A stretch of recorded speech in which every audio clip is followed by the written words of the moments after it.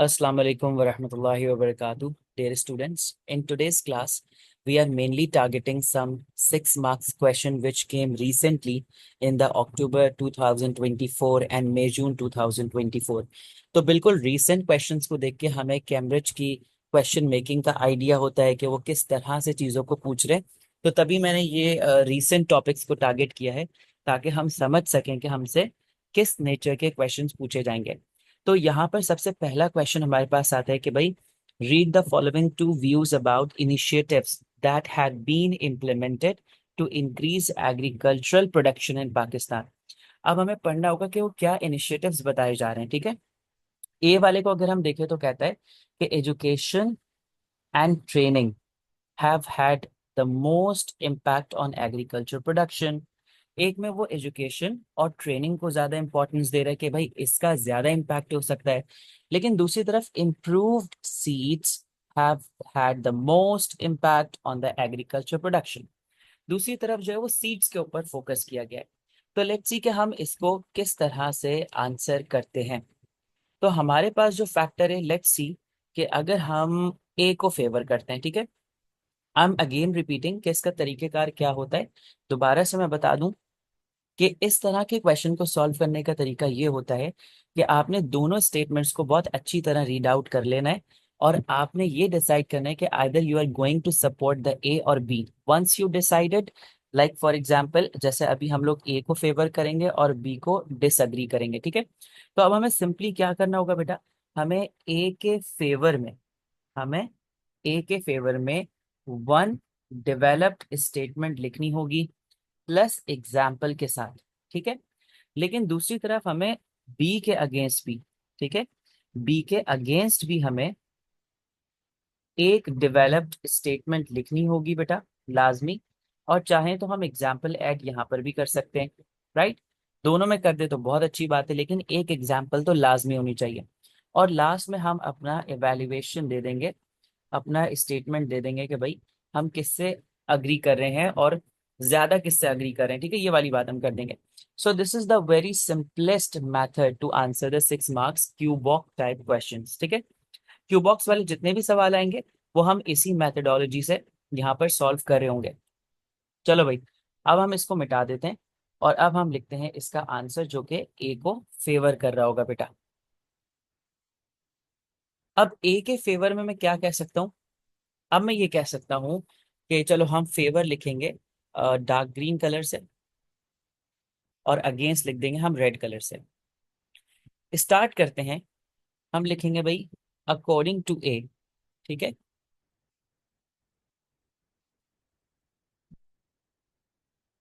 According to ए या फिर according to view A, ऐसे कर लो।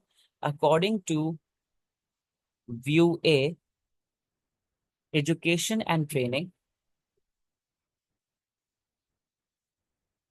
Education and training have empowered farmers, have empowered farmers with essential knowledge,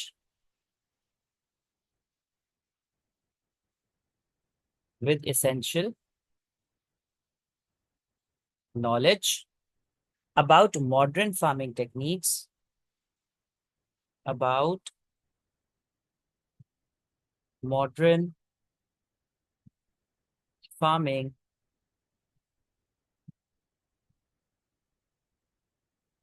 techniques। अब कौन कौन सी, जैसे लाइक पेस्ट कंट्रोल, अच्छा इसको भी हम ऐड ही कर देंगे इसमें, पेस्ट कंट्रोल और वाटर की बात भी कर देंगे। ठीक है, and efficient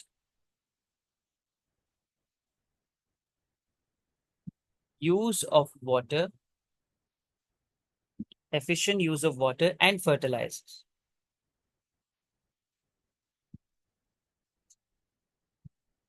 fertilizers which improved crops yields। ठीक है, which improved crop yield, done. अब देखो हम एग्जाम्पल के तौर पे क्या लिख सकते हैं, एग्जाम्पल के तौर पे यहाँ पर मैं ऐड कर सकता हूँ example in Punjab, in Punjab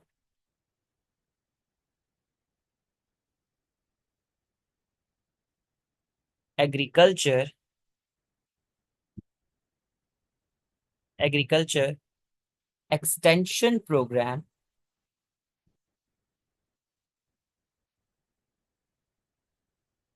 ठीक है, trained, trained farmers in crop,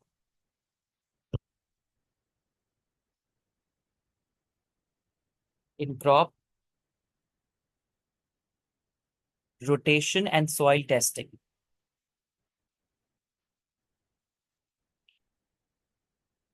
and soil testing. So this is how our example can be. यहाँ पर हमने अपनी एग्जाम्पल को लिख लिया, लेकिन अब हमें लिखना है बेटा अगेंस्ट द बी। अब जैसे हमने एक फैक्टर फेवर में लिख लिया बेटा, ठीक है, ए स्टेटमेंट के, क्योंकि हमने उसको अग्री किया था। अब हम जो स्टेटमेंट लिखेंगे बेटा वो बी के अगेंस्ट होगी, क्योंकि हमने बी को अग्री नहीं किया था। तो अब हम जब भी स्टेटमेंट अगेंस्ट में लिखना शुरू करेंगे तो हमारे पास एक अच्छा सा वर्ड है, और वो है हाउ एवर, ठीक है, हाउ एवर वाला वर्ड हम यूज करेंगे बेटा।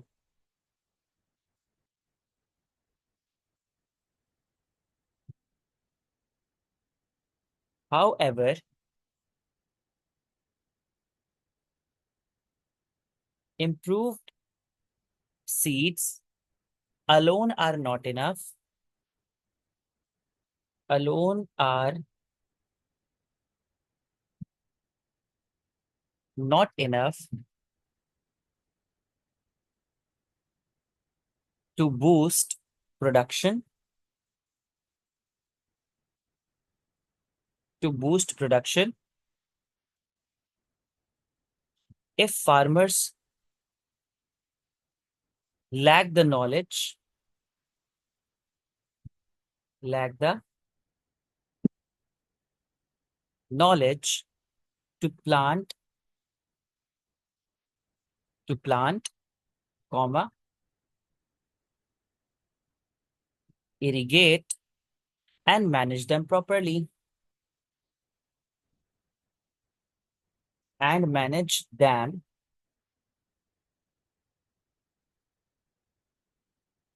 properly। सिंपल सी बात है बेटा। तो देखो इसकी एग्जाम्पल के अंदर भी हम ये कह सकते हैं कि भाई फॉर एग्जाम्पल के many farmer received modern seeds, chemical fertilizer, लेकिन बेटा अगर उनको प्रॉपर कल्टीवेशन का आइडिया ही नहीं है कि कितना अमाउंट ऑफ वाटर यूज करना है, ठीक है, और कितना ज्यादा उसको टाइम देना है क्रॉप को, किस तरह उसकी फर्टिलिटी रिगेन करवानी है, कितना उसको टाइम देना है, गैप देना है, अगर ये सारी चीजों के बारे में उनको पता ही नहीं होगा तो बेटा देखो मॉडर्न सीड्स का भी कोई फायदा नहीं है। क्योंकि मॉडर्न सीड्स तो उस वक्त फायदा देंगे ना जब उनको प्रॉपरली हमें यूटिलाइज करना आता होगा, यूज करना आता होगा। तो अगर फार्मर्स को उसकी प्रॉपर नॉलेज नहीं है तब हमें मॉडर्न सीड्स का या केमिकल फर्टिलाइजर्स का कोई फायदा नहीं है। जैसे एक एग्जांपल देखते हो ना आप, कि केमिकल फर्टिलाइजर को भी अगर हम बहुत ज्यादा यूज करते हैं तो वो it can also lead to the salinity, salinity की प्रॉब्लम भी उसी की वजह से होती है। फिर आपकी क्रॉप डैमेज होती है, फिर वो जो वाटर गुजरता है, ड्रेन होता है आपके रिवर से, आपके फार्म से इनटू द रिवर्स या फिर और कोई वाटर बॉडीज के अंदर, तो वो उसको कंटामिनेट करता है, उसको पॉल्यूट कर देता है। तो इस तरह से आप अपने आंसर को यहाँ पर क्या कर सकते हो, लिख सकते हो बेटा। डन हो गया। अच्छा देखो अगर मैं थोड़ा बहुत आइडिया आप लोग को दे दूं कि अगर आप इस तरह से बी को फेवर करते और आप बी के बारे में कहते हैं कि भाई हम अगर सीड्स को इम्प्रूव कर दें so that could be a more better way, तो इसके अंदर आप ये कह सकते थे भाई कि improve seeds have had direct and major impact on agriculture output, ठीक है। क्योंकि आपको पता है बेटा कि जब आपके पास इम्प्रूव सीड क्वालिटी होती है तो आपका वो जो सीड है वो ड्रॉट को रेजिस्ट करता है, पेस्ट अटैक से प्रिवेंट करता है आपकी क्रॉप को। तो इम्प्रूव सीड भी एक बहुत अच्छा ऑप्शन है, क्योंकि वो आपको आपकी क्रॉप को बहुत हेल्दियर, बहुत स्ट्रॉन्गर बनाता है। तो उससे आपकी एग्रीकल्चर प्रोडक्शन बढ़ने के चांसेस हैं, ज्यादा होने के चांसेस हैं और अच्छा होने के चांसेस हैं। ठीक है।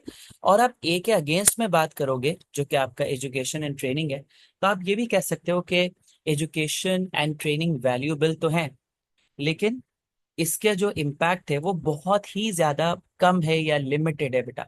ठीक है।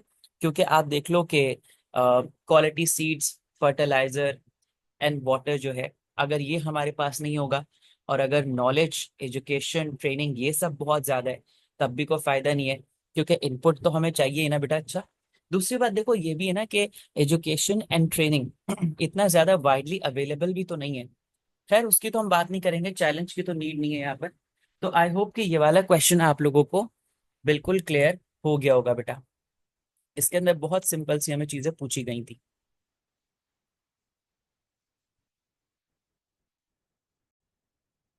सो now we are moving toward the next question. अब वो नेक्स्ट क्वेश्चन क्या है हमारे पास, इसको बड़ा केयरफुली रीड करते हैं। ये टू व्हाट एक्सटेंट वाला क्वेश्चन है। और मैंने आप लोग को टू व्हाट एक्सटेंट वाले क्वेश्चन के अंदर एक बात ये बताई थी कि हमें सबसे पहले तो ये देखना होता है कि either we are going to write the answer pair. कौन सा बेटा? या तो possibility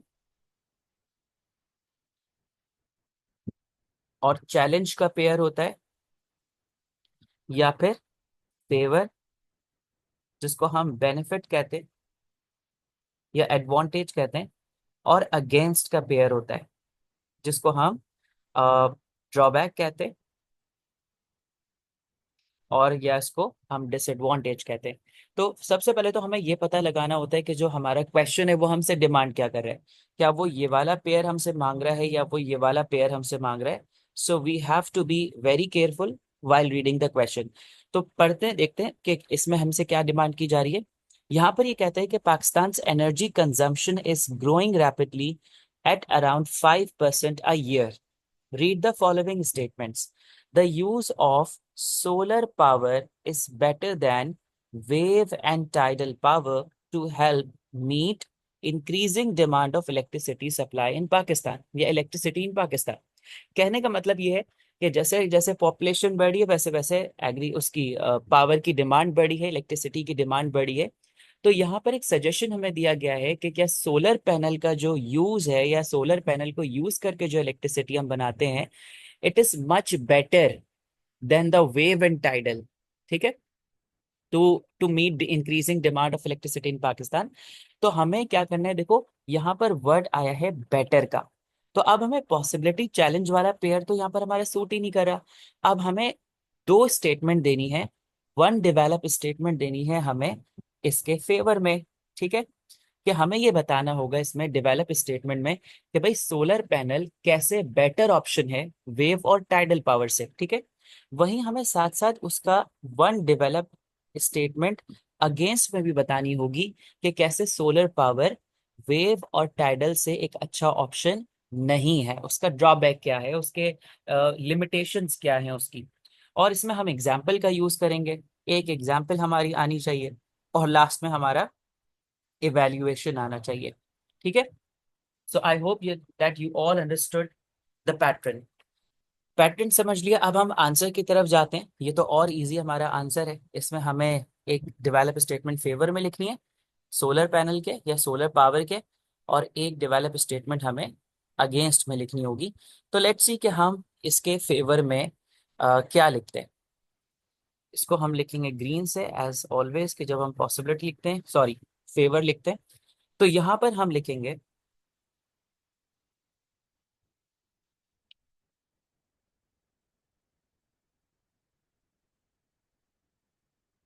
solar power. Solar power is better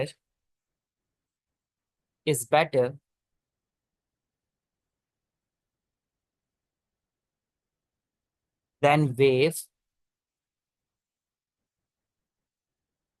and tidal power in Pakistan, because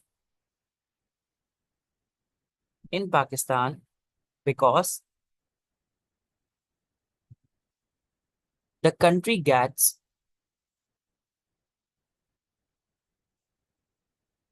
the country gets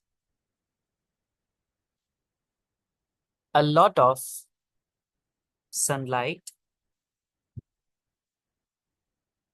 a lot of sunlight throughout the year,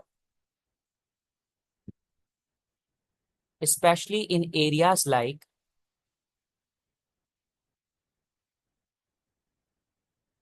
especially in areas like Balochistan and Sindh,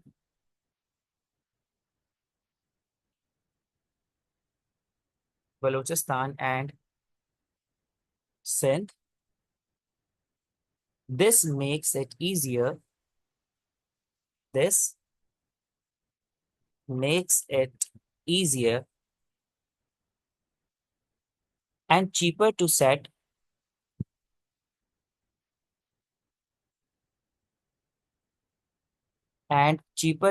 up solar panels, solar panels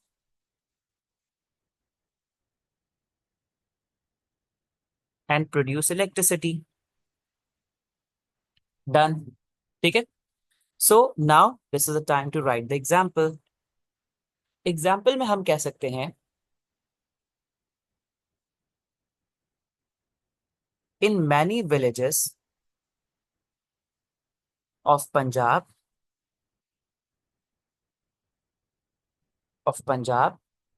solar panels are used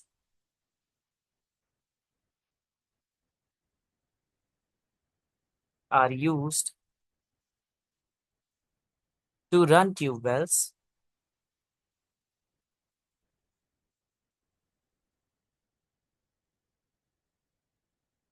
and lights.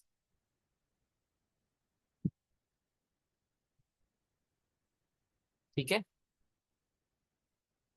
Why tidal power cannot be used here?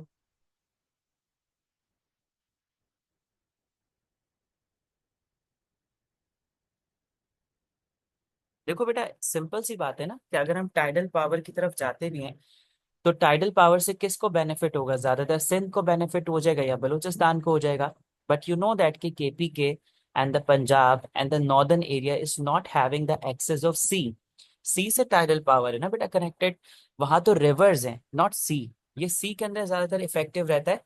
लेकिन बेटा यहाँ पर हम क्या कह सकते हैं कि भाई पंजाब साइड जो है वो इतना ज्यादा बेनिफिट नहीं ले पाएगी या फिर बेनिफिट ही नहीं ले पाएगी टाइडल से। So it will be much better क्योंकि पंजाब के अंदर बहुत सारे हमारे पास विलेज एरियाज हैं, लार्ज एरियाज हैं, वास्ट एरियाज हैं। So that would be better कि अगर हम वहां पर सोलर पैनल्स को लगाएं। और क्योंकि सनी डेज भी ज्यादा हैं, हमारे पास वहाँ का टेम्परेचर भी ज्यादा होता है। यू नो दैट कि हमने कॉन्टिनेंटल इफेक्ट भी पढ़ा था, तो उसकी वजह से काफी बेनिफिट हो सकता है। अच्छा, वहीं हम देखो अब निगेट करेंगे इस वाली बात को जो हमने सोलर पैनल से रिलेट यहाँ पर की थी, सोलर पावर से रिलेट की थी। ठीक है? चलो अब हम इसको डिस्करेज कैसे करेंगे या इसके अगेंस्ट में कैसे लिखेंगे? हम लिखेंगे भाई how ever solar power is not always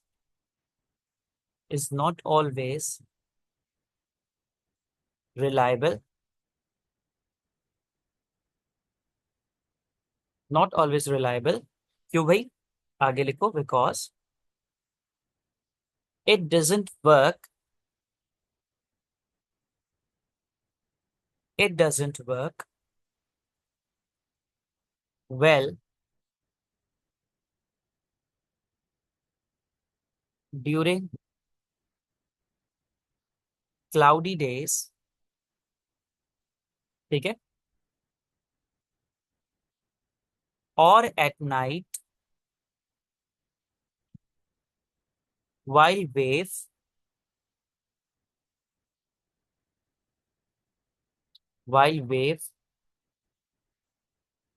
and tidal power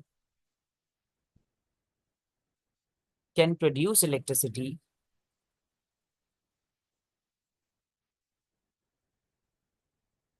can produce electricity all the time, all the time, because ocean waves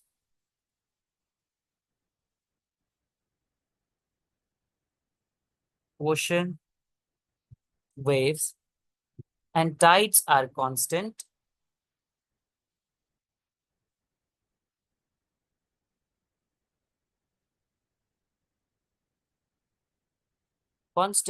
ठीक है, डन हो गया। कितनी सिंपल सी बात थी। तो अब देखो हमने यहाँ पर क्या लिखा, अगेंस्ट में क्या चीज बताई। देखो सोलर पावर हमने कहा हर वक्त तो रिलायबल नहीं है ना, खास तौर पे long sunny sorry long monsoon days आ गए, या ओवर क्लाउड कंडीशंस आ गई, ओवर कॉस्ट कंडीशंस आ गई, क्लाउडी वेदर आ गया, तो उसके अंदर हमारा सोलर पैनल इतना इफेक्टिव नहीं होता। तो उसको हमने यही मेंशन कर दिया, हमने कहा भाई कि सोलर पावर एक अच्छा ऑप्शन तो है, लेकिन कहीं ना कहीं इसकी लिमिटेशन है। तो वो चीज हमने यहाँ पर लिख दी। और फिर यहाँ हमने बैक कर दिया वेव और टाइडल को। हमने कहा कि भाई देखो वेव और टाइडल तो चलता रहता है, रात को भी समंदर चलता रहता है, तो ये it would be a much better option. तो अब हम इसका इवेल्युएशन कैसे लिख सकते हैं। अब देखो डिपेंड्स ऑन यू बेटा, it's not a fix thing कि आपने उसके फेवर में ही लिखना है या अगेंस्ट में ही लिखना है। ये कंक्लूजन जो होता है, इवेल्युएशन जो होता है, एनालिसिस जो होता है, ये आपके ऊपर होता है। तो अगर मैं कहता हूँ कि फेवर में, तो मैं ऐसे लिखूंगा, I agree more with solar power in meeting the demand of rising electricity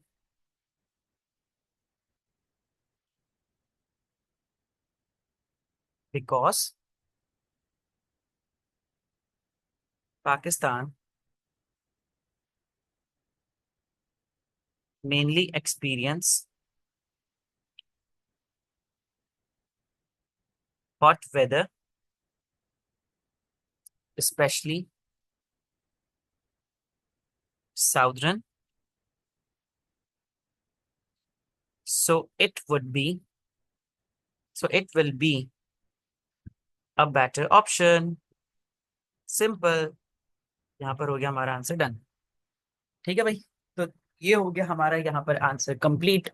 I hope कि ये चीज आपको यहाँ पर क्लियर हो गई होगी कि किस तरीके से हमने बैक किया, फेवर में लिखा और फिर उसके हमने चैलेंज में लिखा, सॉरी हाँ उसके अगेंस्ट में लिखा।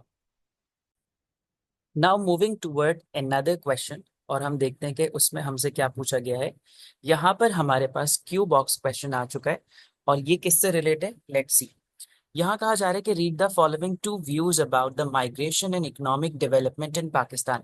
तो हमें हमें लग रहा है कि इकोनॉमिक डेवलपमेंट मेन कंसर्न होने वाला है। तो ए और बी के अंदर लिखा हुआ है, ए में लिखा हुआ है कि migration of people with in Pakistan. तो एक तो चीज माइग्रेशन है, और दूसरा with in Pakistan has the most impact on it's economic development. अच्छा, यहाँ इकोनॉमिक डेवलपमेंट भी एक कंसर्न है। नंबर टू में कह रहा है international migrations has the most impact on Pakistan economic development. चलो भाई, एक तो पाकिस्तान के अंदर माइग्रेशन की बात हो रही है, और एक पाकिस्तान से बाहर माइग्रेशन की बात हो रही है, इंटरनेशनल माइग्रेशन की बात हो रही है। तो देखो हमने प्रीवियस क्यू बॉक्स के अंदर ए को फेवर किया था और बी के हम अगेंस्ट में गए थे, बट दिस टाइम हमें ए वाली स्टेटमेंट ज्यादा स्ट्रांग लग रही है, तो हमने ए को फेवर किया है, और सॉरी बी को फेवर किया है, हमें बी वाली स्ट्रांग लग रही है ज्यादा, और ए को हमने निगेट कर दिया। हम देखेंगे भाई कि इंटरनेशनल माइग्रेशन, कि यहाँ से लोग कनाडा जा रहे हैं, ऑस्ट्रेलिया जा रहे हैं, यूके जा रहे हैं, यूएस जा रहे हैं, तो ये कैसे पाकिस्तान की इकोनॉमी को एक स्ट्रेंथन करेगा। ठीक है, चलो भाई, अगर हम इसके बारे में लिखना शुरू करें, पैटर्न तो आपको पता है बेटा, बार बार रिपीट नहीं करेंगे उसको। तो हमें फेवर ऑफ बी लिखना है बेटा, तो हम फेवर ऑफ बी लिखेंगे यहाँ पर। हम कहेंगे भाई अकॉर्डिंग टू व्यू बी। ठीक है, according to view B, international international migration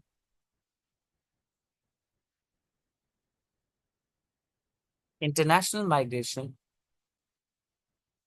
helps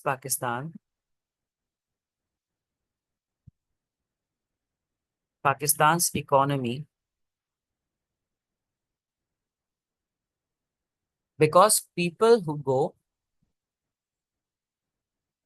because people who go abroad often send money,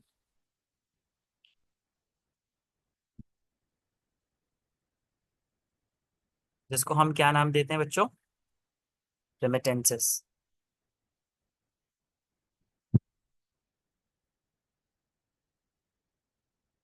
back home, ठीक है, वहां से वो पैसा भेजेंगे बेटा पाकिस्तान में। This money helps this money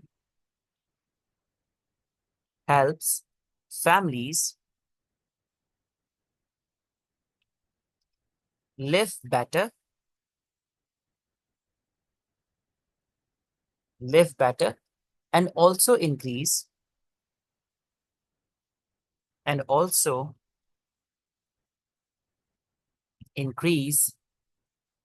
the country's income।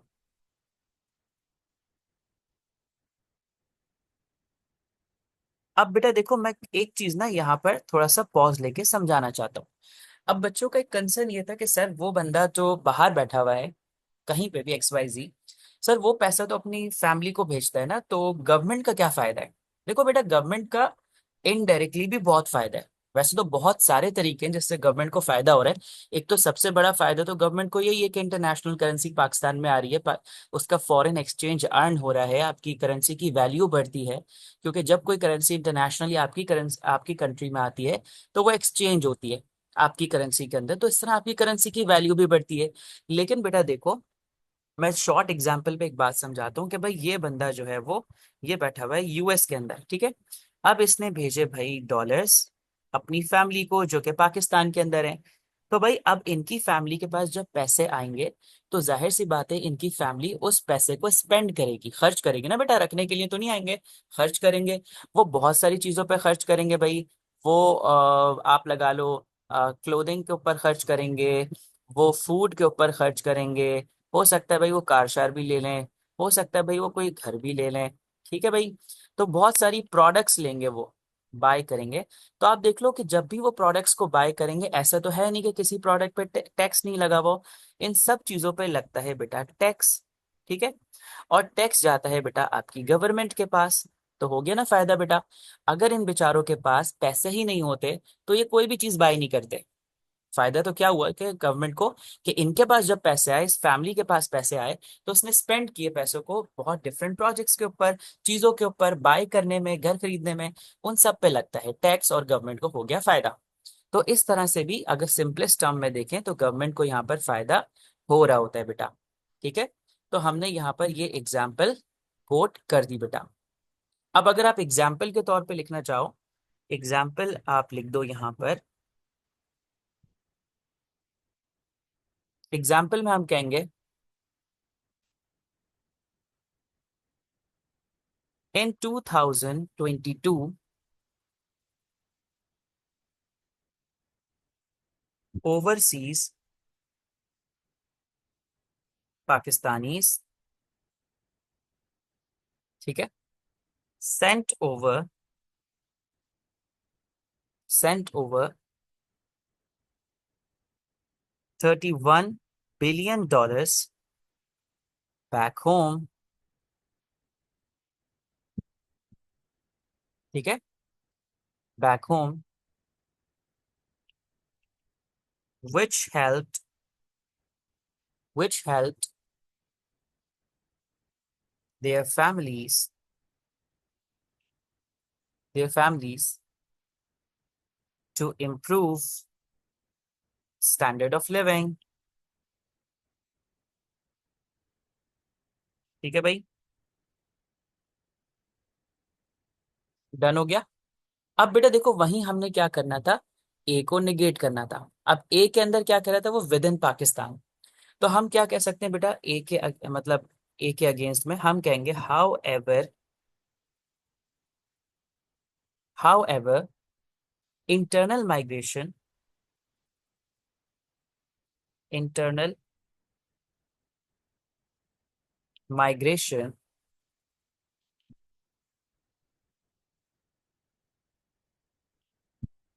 With in Pakistan can create problems, against में लिख रहे हैं, ठीक है।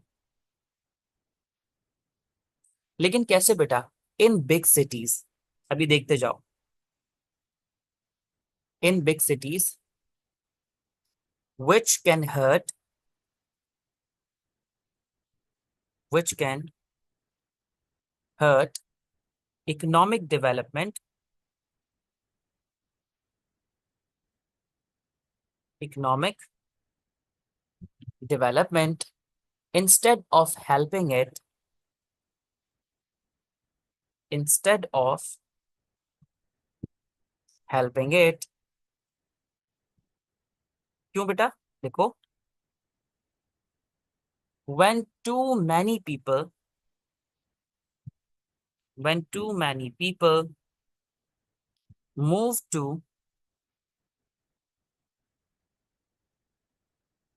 urban areas,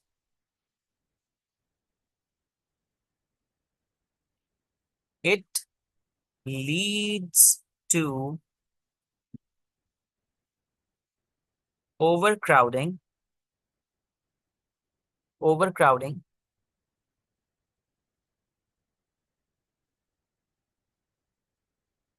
unemployment,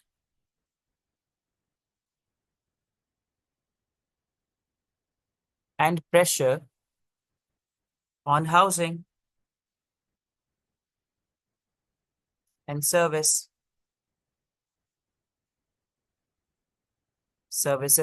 done. तो देखा बेटा आपने कि हमने क्या बताया कि जो भाई इंटरनल माइग्रेशन है, देखो ये तो हम पॉपुलेशन चैप्टर में भी पढ़ते हैं, रूरल अर्बन माइग्रेशन वाले टॉपिक में पढ़ते हैं ना, पुश एंड पुल फैक्टर के बाद आता है, मतलब उसी के साथ हम आगे देखते हैं कि भाई इसका इफेक्ट क्या पड़ेगा। तो आपने देखा कि भाई अगर इंटरनल माइग्रेशन होगी तो इंटरनल माइग्रेशन लॉजिकली कैसे होगी, रूरल से अर्बन ही होगी, अर्बन से रूरल तो होगी नहीं बेटा, कि शहर में रहने वाले सारे लोग गांव चले जाएं, ऐसा नहीं होता पॉसिबल। हाँ, थोड़े टाइम के लिए घूमने फिरने जाते हैं, रहने नहीं जाएंगे। रूरल वाले people they will migrate to the urban areas, और जब ये होना शुरू होगा बच्चों, तो ओवर क्राउड हो जाएंगी सिटीज, अनएम्प्लॉयमेंट रेशियो बढ़ेगा, हमने देखा था क्राइम रेट भी बढ़ेगा, ठीक है, पोल्यूशन बढ़ जाएगा।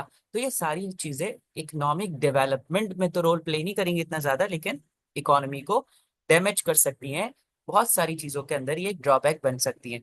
सो देखा बेटा, तो अब हम क्या कह सकते हैं कि अब हम इवेल्युएशन अगर दें तो मैं ऐसे कह सकता हूँ बेटा, ठीक है, इवैल्यूएशन के अंदर मैं इस तरह से कह सकता हूं, I agree more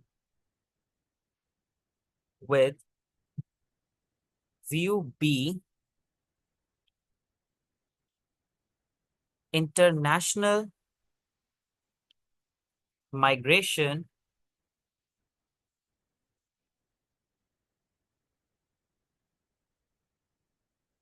can benefit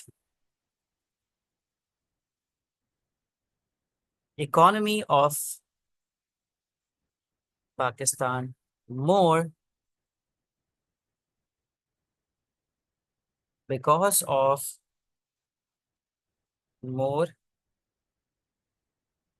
foreign exchange